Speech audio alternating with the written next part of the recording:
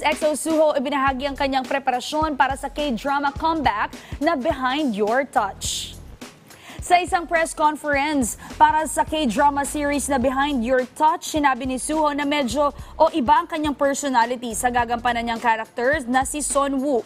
Dito sinabi niya sa totoong buhay ay mabilis siyang magsalita at hindi niya kaya itago ang kanyang feelings. Pero dahil ang karakter na si Sunwoo ay isang enigma o mysterious, kailangan niyang aralin magsalita at kumilos ng mas mabagal. Dagdag pa niya na dahil sa paghahanda sa K-drama series ay naglibot din siya sa iba't ibang convenience stores sa kanyang lugar kung saan nagstay siya dito ng matagal at nagkunwari na nag-iisip ng bibilhin sa naturang store.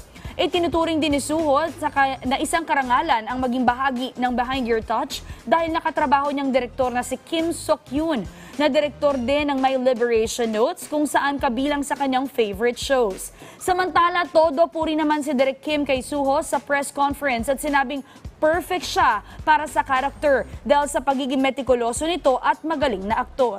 Sinabi din ni Suho na grateful siya na makatrabaho ang mga award-winning actor na si Han Ji-min at Lee Min-ki. Matatandaan na si Suho ay ang leader ng boy band group na EXO at bahagi ng pangunahing cast ng comedy thriller series na Behind Your Touch na ipinalabas na noong August 12 sa Netflix.